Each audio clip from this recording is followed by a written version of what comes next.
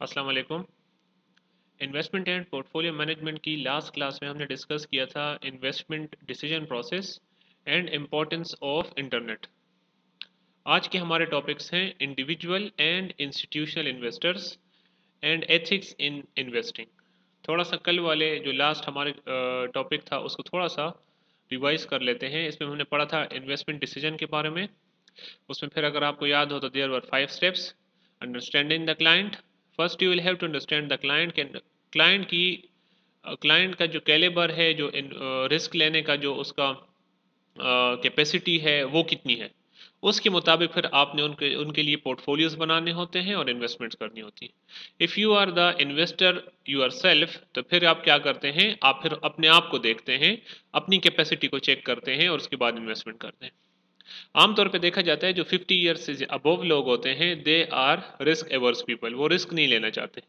क्यों? Because they think that they don't have time to recover their loss. जितना loss किया होता है उनको फिर पता होता है कि यार ये मुश्किल है कि रिकवर हो, क्योंकि वो लाइफ के स्टेज में होते हैं। तो the people who are from 25 years to 45 years, तो वो ज़्यादा रिस्क टेकर्स होते हैं, रिस्क ज़्यादा लेते हैं ताकि वो ज़्यादा रिटर्न कमा सकें या प्रॉफिट कमा सकें। तो फर्स्ट अंडरस्टैंडिंग हो गई। फिर हमारे पास है एसेट एलोकेशन डिसीजन कि कहाँ कहाँ पे आपने किस तरीके से इन्वेस्टमेंट्स करनी है, कहाँ कहाँ पे आपने पैसा लगाना है। ठीक है, इसमें आपकी फिक्स्ड इनकम सिक्योरिटीज आ सकती हैं, इक्विटी और रियल एस्टेट आ सकता है। आप किसी कंपनी के फिक्स्ड इनकम सिक्योरिटीज बॉन्ड्स वगैरह खरीद लें तो आपको फिक्स्ड इनकम मिलती है उस पर। शेयर्स खरीद लें तो इक्विटी हो गई। या आप कोई भी रियल एस्टेट खरीद सकते हैं, लैंड खरीद लें, कोई भी प्लाजा खरीद लें, डिफरेंट चीज़ें हो सकती हैं इसमें। अच्छा, इसके अलावा आप ये भी देखते हैं कि मैं डोमेस्टिक मार्केट में इन्वेस्टमेंट्स करूं या फॉरेन मार्केट्स में। फिर पोर्टफोलियो स्ट्रेटेजी सिलेक्शन था कि आपने कौन कौन सी चीज़ें, कौन कौन सी पोर्टफोलियोज अपने लिए सेलेक्ट करने। पोर्टफोलियो की स्ट्रेटेजी हमारी क्या होगी, क्या वो एक्टिव स्ट्रेटेजी होगी या एक्टिव पोर्टफोलियो मैनेजमेंट होगी या पैसिव होगी। एक्टिव क्या होगा, क्या होता है, ये थोड़ा सा aggressive type of portfolio management होती है, जिसमें जो आपके प्रोफेशनल्स हैं या जो आपके मनी मैनेजर्स हैं वो क्या करते हैं, वो हर टाइम मार्केट को देखते रहते हैं and all time they are busy in buying and selling and holding the securities. वो मार्केट को बीट करना चाह रहे होते हैं ताकि मार्केट में जितना प्रॉफिट अर्न हो रहे हैं हम उससे ज़्यादा प्रॉफिट कमा लें। रिस्क ज़्यादा इन्वॉल्व होता है तो रिटर्न भी ज़्यादा इन्वॉल्व हो गया इसमें। पैसिव पोर्टफोलियो मैनेजमेंट क्या है, ये मार्केट के मुताबिक ही अपने ये रिएक्टिव, मैंने आपको कल बताया था, ये रिएक्टिव स्ट्रेटेजी होती है। रिएक्टिव स्ट्रेटेजी मींस मार्केट जिस तरह से परफॉर्म करती है या जिस तरह से एक्ट कर रही होती है आप उसका रिएक्शन दे रहे होते हैं। अकॉर्डिंगली आप इन्वेस्टमेंट्स करते हैं या फिर मार्केट से पैसा निकलवा लेते हैं। अच्छा जी, फोर्थ था एसेट एसेट सिलेक्शन डिसीजन। अच्छा, एसेट सिलेक्शन में फिर आप ये देखते हैं कि कौन कौन से इक्विटीज़ या कौन कौन से स्टॉक्स जो हैं वो आपने चूज़ करने, कौन कौन सी फिर आपने फिक्स्ड इनकम सिक्योरिटीज़ को चूज़ करना है। तो ये सारी चीज़ें इसमें देखते हैं। And the last point was the evaluation. आप इसमें मेनली ये चीज़ चेक कर रहे होते हैं कि जो प्लान मैंने किया था, जो ऑब्जेक्टिव्स मैंने बनाए थे, क्या मैं वो अचीव करने जा रहा हूँ या मैं अचीव कर पा रहा हूँ या नहीं। तो ये उसमें देखा जाता है। तो ये 5 स्टेप्स थे। इसके बाद हमने पढ़ा था importance of internet. Importance of internet हमने पढ़ा था इन्वेस्टमेंट्स के लिए। ठीक है, कि इन्वेस्टमेंट में इसका किस तरह का किरदार है, किस तरह से ये इन्वेस्टमेंट में इंपॉर्टेंट होते हैं, तो उस पर काफ़ी सारी बात हो गई थी। आज का जो हमारा टॉपिक है that is the global investment arena. अच्छा, एरिना क्या होता है, तो एरिना कोई भी मैदान हो गया या कोई भी जगह हो गई, ठीक है, बड़ी सी जगह होती है। तो द ग्लोबल इन्वेस्टमेंट एरिना क्या होगा, कि दुनिया जो है ये एक एरिना बन गया है इन्वेस्टमेंट्स के लिए। किसी भी मुल्क की कोई भी सिक्योरिटीज़ आप बाय करना चाहते हैं, आप सेल करना चाहते हैं, उसके में और कोई इन्वेस्टमेंट करना चाहते हैं, बिजनेस स्टार्ट करना चाहते हैं। अब पाकिस्तान को देख लें या सारी दुनिया को देख लें, तो पाकिस्तान में काफ़ी सारी कंपनीज ऐसी हैं कि वो यहाँ से अपना प्लांट उन्होंने शिफ्ट कर दिया है चाइना, और वो चाइना में भी प्रोडक्शन करती है, यहाँ पे बेच रही हैं। तो अगर इस सिचुएशन को आप देखें तो चाइना से जो ट्रांसपोर्टेशन के चार्जेस आएंगे, माल लाने में जो खर्चा आएगा वो तो एडिशनल है, लेकिन चाइना में इतनी फैसिलिटीज़ प्रोवाइड की जाती हैं बिजनेस कम्युनिटी को कि वो फिर भी इनको सस्ता पड़ता है कि वो चाइना में प्रोडक्शन करें और फिर पाकिस्तान वो माल ला के यहाँ पे बेचें। तो इतना एक्स्ट्रा एक्सपेंसेस के बावजूद भी कॉस्ट उनकी कम आती है। तो ये फ़ायदा है जो दिया जाता है चाइना गवर्नमेंट की तरफ से बिज़नेस कम्युनिटी को कि आप आएँ यहाँ पे प्लांट्स लगाएँ, यहाँ पे बिज़नेस स्टार्ट करें और फिर आप पूरी दुनिया को वहाँ से सप्लाई कर सकते हैं, वहाँ पे फिर आपको बहुत रास्ते मिल जाएंगे। तो यहाँ से बंदा यहाँ अगर बंदा प्रोड्यूस कर रहा है, प्रोडक्शन का प्लांट यहीं पे है, प्रोड्यूस होके वो बेच रहा है, इसके मुकाबले में वो चाइना में बना के यहाँ पे माल बेच रहा है, तब भी वो से सस्ता पड़ता है। So this is the thing that most of the companies are moving toward China और आप देख सकते हैं कि चाइना काफ़ी ह्यूज बन गया है दुनिया में, सुपर पावर बनने जा रहा है, शायद बन गया। अमेरिका की सबसे बड़ी जो कंपनीज आती हैं उसमें आता है एप्पल इनकॉर्पोरेशन। तो एप्पल इनकॉर्पोरेशन के पीछे आप देखें तो लिखा होगा designed in California and made in China. Nokia के पीछे देख लें, हर एक मोबाइल जो है वो सारे अभी उसमें चाइना में बन रहे हैं। क्यों? क्योंकि चाइना में फैसिलिटीज़ ज़्यादा हैं। आपके टैक्सेस में छूट दी जाती है, आपके लिए बिजली अवेलेबल है, आपके लिए गैस अवेलेबल है, नो प्रॉब्लम, आपको कोई प्रॉब्लम नहीं होगी प्रोडक्शन में। तो इसलिए सारी कंपनीज जो हैं उन्होंने अपने प्लांट जो हैं वो शिफ्ट करना शुरू कर दिए चाइना में। देखें, बैठे एक जगह पे हैं, इन्वेस्टमेंट दूसरी जगह पे कर रहे हैं। तो this is what this topic is about, the global investment arena. तो दुनिया जो है ये एक इन्वेस्टमेंट के लिए एक मैदान बन गया है, एक बड़ी जगह बन गई है जहाँ पे कोई भी बंदा आके किसी भी टाइम इन्वेस्टमेंट कर सकता है और उसमें कोई इतनी प्रॉब्लम भी फेस नहीं करनी पड़ती।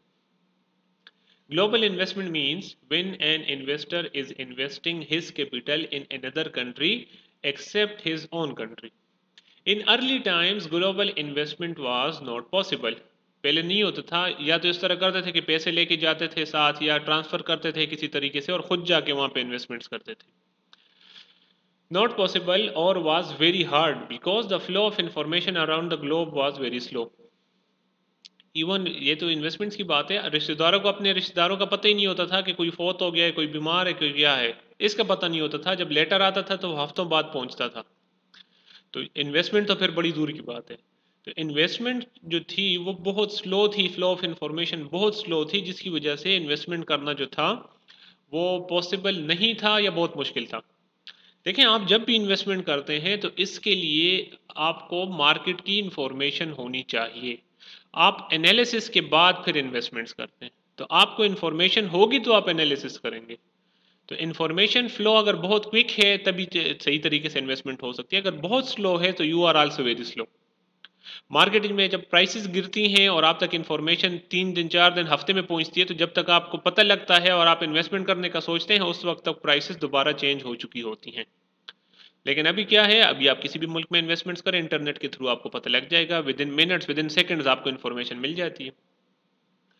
The globe was very slow, costly, and in many cases impossible. But today it is possible because internet has changed the world into a global village, and it is easy for an investor to go to international market and avail the best investment opportunities. ठीक है, अभी किसी भी मुल्क में जाएं, investments करें, no problem, पैसे लगाएं और मतलब इजीली आपको इन्फॉर्मेशन आ सकती है। आप स्टॉक एक्सचेंज की वेबसाइट खोल के बैठें, मिनट्स के हिसाब से वो अपडेट हो रही होती है, मिनट्स के हिसाब से वो उसमें प्राइसेस चेंज हो रही होती हैं। तो बड़ी क्विकली आपको पता लग सकता है और इस वजह से दुनिया को एक ग्लोबल विलेज कहा जाता है अभी। Global investment is an important aspect of investment because it gives investors the opportunity to invest in a more stable market other than the one they already have. आपके पाकिस्तान स्टॉक एक्सचेंज देख लें तो ये अच्छी स्टॉक एक्सचेंज कंसिडर की जाती है दुनिया में। सबसे अच्छी नहीं लेकिन अच्छी कह सकते हैं आप कि ये स्टेबल स्टॉक एक्सचेंज है। लेकिन अगर आप इससे अच्छी स्टॉक एक्सचेंज मिसाल के तौर पे न्यूयॉर्क स्टॉक एक्सचेंज में करना चाह रहे हैं इन्वेस्टमेंट, तो फिर आप उसमें भी कर सकते हैं। ब्रोकर के साथ आप रब्ता करें ऑनलाइन, ईमेल्स के थ्रू, व्हाट्सएप के, आजकल तो व्हाट्सएप आ गया है, सारे लोगों का बिजनेस तकरीबन व्हाट्सएप पे शिफ्ट हो गया। ठीक है, पहले लोग जाते थे लाहौर कराची, वहाँ से माल लेके आते थे, अभी तो व्हाट्सएप पे तस्वीरें आ जाती हैं, वॉइस मैसेज सेंड हो जाते हैं, विद इन सेकेंड्स आपको नए डिज़ाइंस मिल जाते हैं, आप ऑर्डर दे देते हैं और किसी भी बैंक का आप एप्लीकेशन खोल के उनको ऑनलाइन कर देते हैं, माल 2 दिन बाद आपको मिल जाता है। लाहौर से तो आजकल इतना तेज़ हो गया है सब कुछ आना स्टॉक वगैरह के, आप सुबह ऑर्डर दें आपको अगली सुबह दुकान पे माल पड़ा होगा। तो ये किस से तेज़ हुआ? ये इंटरनेट से तेज़ हो गया और ये दुनिया जो है ये एक ग्लोबल एरिया बन गया है इन्वेस्टमेंट पर्पज़ के लिए। तो अगर आपको अपनी स्टॉक एक्सचेंज अच्छी नहीं लग रही, आप किसी और स्टेबल स्टॉक एक्सचेंज में इन्वेस्टमेंट करना चाहते हैं, तो आजकल it is not a big deal, बड़े इजीली ये हो जाता है। अच्छा जी, इसके बाद है हमारा इंडिविजुअल इन्वेस्टर्स। अच्छा, इंडिविजुअल इन्वेस्टर्स कौन होते हैं? जैसा नाम से पता लग रहा है, सिंगल पर्सन। जो कि खुद इन्वेस्टमेंट्स करते हैं। Individual investors are those investors who invest their capital either directly in a security or with the help of financial institution like banks, brokers, etc. अच्छा, जब भी आपने इन्वेस्टमेंट करनी होगी तो अगर आपने रियल एस्टेट वगैरह में करनी है तो आप कर सकते हैं, लेकिन अगर आपने किसी कंपनी में इन्वेस्टमेंट करनी है तो इसके लिए मिडल पार्टी का होना ज़रूरी है। अगर आप इस तरह कंपनी के ऐसी कंपनी की में इन्वेस्टमेंट करना चाह रहे हैं जो कि आईपीओ कर रहे हैं, मींस फर्स्ट टाइम वो शेयर्स अगर इशू कर रहे हैं, तो फिर आप में बीच में फिर बैंक का होना ज़रूरी है, जिसके पास आप अपनी एप्लीकेशन जमा कराएंगे, और अगर आपका नाम पे शेयर्स इशू हो गए तो फिर आप फीसिस वगैरह सब कुछ जो शेयर्स की प्राइसेस होती हैं सब कुछ बैंक के थ्रू ही करेंगे, डायरेक्ट कंपनी के साथ आपका कोई भी लिंक नहीं होगा। इसके अलावा अगर आप वो शेयर्स खरीदना चाहते हैं जो कि ऑलरेडी मूवमेंट कर रहे हैं मार्केट में और सिक्योरिटीज़ खरीदना चाहते हैं, तो फिर इसके लिए ब्रोकर का होना ज़रूरी है। ब्रोकर कौन होता है? ब्रोकर मिडल पार्टी होती है जो कि ट्रांजेक्शन को पूरी करने में हेल्पफुल साबित होते हैं, क्योंकि अगर हर एक बंदे को छूट दी जाए कि आप पाकिस्तान स्टॉक एक्सचेंज में इन्वेस्टमेंट कर सकते हैं, तो 1 करोड़ लोग हैं मिसाल के तौर पे, तो किस किस को देखेंगे? That's why there are some people, some specific people who are sitting in the Pakistan Stock Exchange, and you can contact with them and they are going to invest for you. आप directly investment नहीं कर सकते। अब Pakistan stock exchange की 3 branches हैं, Lahore, Islamabad and Karachi. सबसे जो अच्छी कंसिडर की जाती है कराची। अगर आपने उसमें इन्वेस्टमेंट करनी है तो कराची में फिर बंदा कैसे ढूंढेंगे, किस तरह जाएंगे, ये सब कुछ इट्स अगेन है हेडेक। तो इसीलिए मर्दान हो गया, पिशावर हो गया, इसमें काफ़ी सारे और ब्रोकर्स बैठे हुए हैं जो आपके और पाकिस्तान स्टॉक एक्सचेंज के ब्रोकर के बीच में एक ब्रिज का काम कर रहे होते हैं। तो आप उनके पास जाते हैं, अपना अकाउंट खुलवाते हैं, और वो आगे फिर जो पाकिस्तान स्टॉक एक्सचेंज का ब्रोकर है उनके थ्रू इन्वेस्टमेंट्स करते हैं आपके लिए। तो इन दिस वे आपकी जो ट्रांजेक्शन्स है वो कंप्लीट हो रही होती हैं। ठीक है, तो आप जब इन्वेस्टमेंट्स करते हैं, रियल एस्टेट में है तो ले सकते हैं, लेकिन अगर सिक्योरिटीज़ में करना चाहते हैं तो फिर मिडल पार्टीज़ का होना ज़रूरी है। Individual investors hold their own portfolio according to their risk tolerance. The main goal of any investor is to minimize risk and maximize return. हर एक इन्वेस्टर यही चाहता है कि मुझे कम से कम रिस्क फेस करना पड़े और ज़्यादा से ज़्यादा रिटर्न मुझे मिले। अच्छा, और इंडिविजुअल इन्वेस्टर्स का एक फ़ायदा है कि इसमें इसको ये छूट हासिल होती है कि ये according to his risk tolerance ये अपने ब्रोकर से बात कर सकता है कि मुझे इस एरिया में इन्वेस्टमेंट्स करके दें या इस सेक्टर में इन्वेस्टमेंट्स करके दें। तो जो ब्रोकर है वो इस इन्वेस्टर के जो डिस्कशन होती है, आपस में मीटिंग हो जाती है, उसकी बेस पे फिर काम कर रहे होते हैं। There are many types of investors out there. Some invest in startups. अच्छा, startups क्या होता है? Startups are the new businesses. वो बिजनेस जो अभी तक एस्टेब्लिश नहीं हुआ। यहाँ पे तो भी हो सकता है, लेकिन ये अमेरिका और इन साइड पे जो बड़े बिजनेस पीपल होते हैं, या इंडिया को देख लें, इंडिया में जैसा टाटा फैमिली है, ठीक है, वो इस तरह के काम कर रहे होते हैं। वो स्टार्टअप्स में इन्वेस्टमेंट करते हैं जो कि नए बिजनेसेस होते हैं, और कल को जब वो एक ह्यूज बिजनेस बन जाते हैं तो इनका प्रॉफिट इनडायरेक्टली बहुत ज़्यादा हो जाता है। They have a huge share in the company and their profit is also huge. तो इस तरह के कुछ तो ऐसे होते हैं, बट उसमें रिस्क इन्वॉल्व होता है, तो ये वो लोग कर सकते हैं, वो इंडिविजुअल इन्वेस्टर्स कर सकते हैं जिनके पास फाइनेंसिस का कोई प्रॉब्लम नहीं होता। अच्छा, some invest in startups hoping that the company will grow and prosper. In addition, there are those who put their money into a business in exchange for part ownership in the company. अच्छा, कुछ investors फिर ऐसे भी होते हैं कि जो startups में इन्वेस्टमेंट नहीं करते, वो इस्टेब्लिश बिजनेसेस जो होते हैं उसमें इन्वेस्टमेंट करते हैं, उसके शेयर्स खरीदते हैं, and they become the part of it, they become the part owners of the company. तो ये दो मुख्तलिफ हो गए, एक स्टार्टअप्स और दूसरा जो है वो एस्टेब्लिश बिजनेसेस में या मैच्योर बिजनेसेस में इन्वेस्टमेंट्स कर रहे होते हैं, डिपेंड अपॉन कि उनकी मेंटेलिटी, उनकी स्ट्रेटजीज क्या है। तो अगर if they have a lot of money, huge money, और उनको नज़र आता है कि जिस बिजनेस में मैं इन्वेस्ट कर रहा हूँ उसमें पोटेंशियल है, कल को वो एक ह्यूज कंपनी बन सकती है, तो आप स्टार्टअप्स में भी इन्वेस्टमेंट्स कर सकते हैं, और वो इन्वेस्टमेंट ज़्यादा प्रॉफिटेबल होती है फिर फ्यूचर में। अच्छा, some also invest in the stock market in return for dividend payments. अच्छा, कुछ इन्वेस्टर्स ऐसे भी हैं जो कि शेयर्स परचेज कर लेते हैं और वो अपने पास ही रखते हैं। ठीक है, वो उससे फिर प्रॉफिट कमाते हैं, किस तरीके से? In the form of dividend. कुछ होते हैं वो लेते हैं शेयर्स, आगे बेच देते हैं तो प्रॉफिट कमा लेते हैं। कुछ होते हैं वो अपने पास रखते हैं डिविडेंड पर्पस के लिए, और हर साल या जिस तरह भी वो कंपनी डिविडेंड इशू करती है, क्वार्टरली या सेमी एनुअली या एनुअली, तो वो डिविडेंड का वेट करते हैं, वो डिविडेंड ले रहे होते हैं। तो these are different types of individual investors. इसके बाद है हमारे पास institutional investors. These are the professional organisations whose primary business is investment. ये ह्यूज कंपनीज होती हैं। ये क्या काम करती हैं? ये लोगों से पैसा इकट्ठा करती हैं and they make a big pool of money. फिर इस बिग पूल ऑफ मनी का क्या करते हैं? They start investing it into the market. और जब आपके पास पैसा ज़्यादा होता है तो आपके पास अपॉर्चुनिटीज़ भी ज़्यादा होती हैं। ये भी गोल्ड की प्राइसेस को देख लें तो जिसके पास पैसा था, तो ये आजकल जो सिचुएशन चल रही है, सुबह 1,12,000 तोला होता है तो शाम को 1,10,000 होता है, अगली सुबह फिर 1,11,000, तो ये फ्लक्चुएशन हो रही है। So the people who have a lot of money, so they can earn a lot of money from this fluctuation in the gold prices. तो अगर पैसा ज़्यादा है तो इट मीन्स कि आप अच्छा खासा पैसा कमा सकते हैं। और ये प्रोफेशनल ऑर्गेनाइजेशंस होती हैं और इनका काम ही सिर्फ इन्वेस्टमेंट्स करना होता है। Individuals invest their money with these institutions and they build their own portfolio by investing individual investors' capital in different securities. अच्छा, आप अगर इंडिविजुअल इन्वेस्टर है, वो इन्वेस्टमेंट करना चाह रहा है तो ब्रोकर या बैंक के थ्रू करेगा। लेकिन अगर वो कहता है कि नहीं यार, उसमें भी रिस्क वगैरह इन्वॉल्व है, तो वो एक प्रोफेशनल कंपनी के पास अपना पैसा जमा करा देते हैं, और इस तरह काफ़ी सारे इन्वेस्टर्स होते हैं। सारे उस प्रोफेशनल कंपनी के पास अपना पैसा जमा कर देते हैं और वो उस पैसे को पूल बना के आगे इन्वेस्ट कर देते हैं। इसमें एक बात है जो कि इंडिविजुअल इन्वेस्टर से डिफरेंट होती है कि इंडिविजुअल इन्वेस्टर जो हैं, जब वो इन्वेस्टमेंट करते हैं तो वो अपनी मर्जी का पोर्टफोलियो बता सकते हैं ब्रोकर को, और ब्रोकर भी फिर उसकी बेस पे काम कर रहा होता है। लेकिन अगर इंस्टीट्यूशनल इन्वेस्टर्स की बात करते हैं तो इसमें इंडिविजुअल इन्वेस्टर्स की जो मतलब चॉइस के ऊपर काम नहीं किया जाता। ये खुद प्रोफेशनल्स होते हैं और इनको ज़्यादा पता होता है कि कहाँ पे हमें ज़्यादा प्रॉफिट मिलेगा और कम से कम रिस्क फेस करना होगा।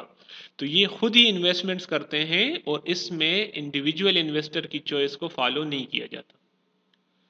Banks, pension funds and insurance companies are the examples of institutional investors. ये तीनों इसकी एग्जाम्पल्स हैं। अच्छा जी, इंडिविजुअल वर्सेस इंस्टीट्यूशनल इन्वेस्टर्स, दोनों में फिर फ़र्क क्या है? ये दोनों में से ज़्यादा अच्छा कौन है? तो अगर आप डायरेक्टली सर देखें तो इंस्टीट्यूशनल इन्वेस्टर्स को एज हासिल होता है ज़्यादा पैसे का।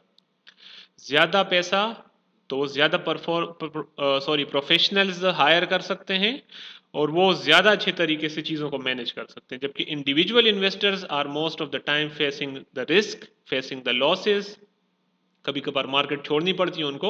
तो दोनों के फिर इसमें कंपैरिजन किया गया है। First one is access to resources.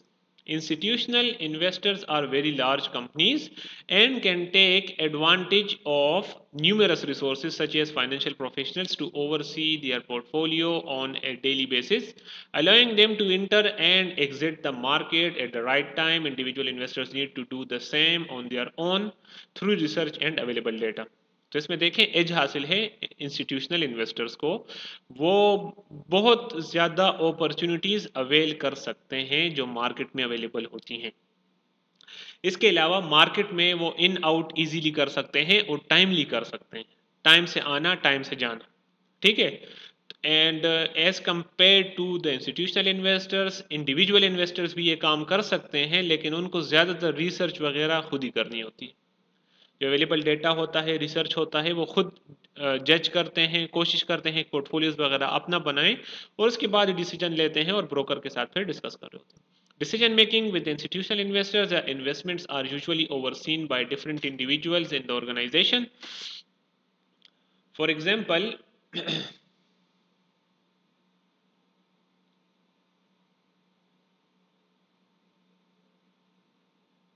अच्छा जी, for example, the board of directors make the decision making process more challenging as people are likely to propose different ideas on one trades to make.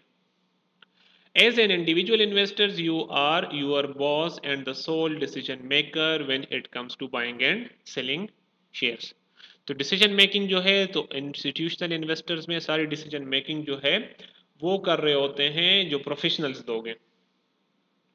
इससे फ़ायदा क्या होता है कि professional लोग लोग जो हैं वो जब भी कोई डिसीजन लेते हैं तो उसमें रिस्क के चांसेस कम अज़ कम होते हैं।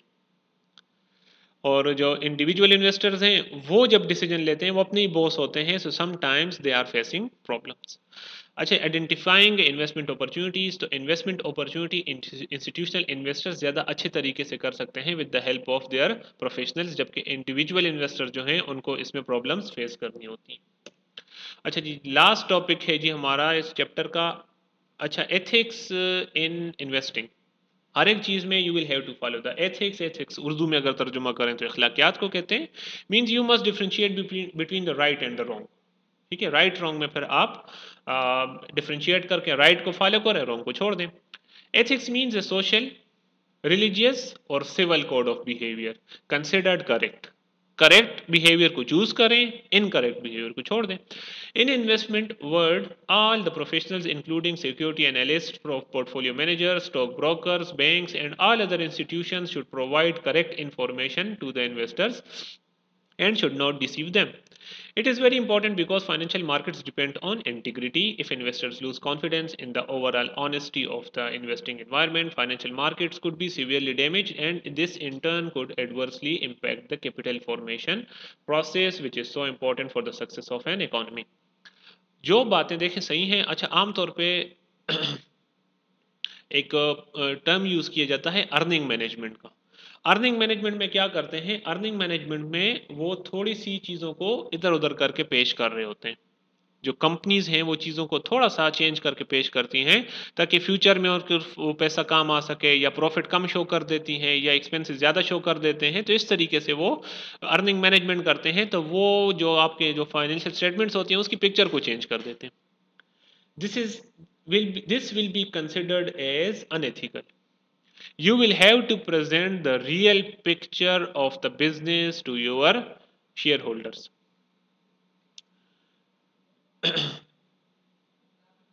अच्छा, इस तरीके से आप जो है वो एथिक्स फॉलो कर सकते हैं। मार्केट जो है वो सारी चल रही होती है इंटीग्रिटी पे, ऑनेस्टी पे।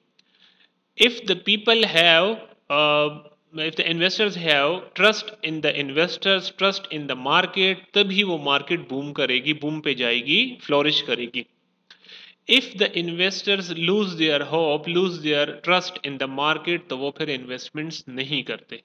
तो सारा नुकसान जो है वो आपकी स्टॉक मार्केट को होगा, इनडायरेक्टली आपकी सारी इकॉनमी को होगा, जो ब्रोकर्स बैठे हैं उनको होगा। तो इस तरीके से फिर जो इन्वेस्टमेंट की जो कर रहे होते हैं लोग, ज़्यादा से ज़्यादा आ रहे होते हैं, ट्रेंड्स पॉजिटिव जा रहा था वो नेगेटिव की तरफ चले जाते हैं और लोग फिर इन्वेस्टमेंट से कतराते हैं। ठीक है, तो ये था हमारा आज का टॉपिक। आज हमने पढ़ा ethics in investing, institutional investors, individual investors and the global investment arena. Thank you. अल्लाह हाफिज़।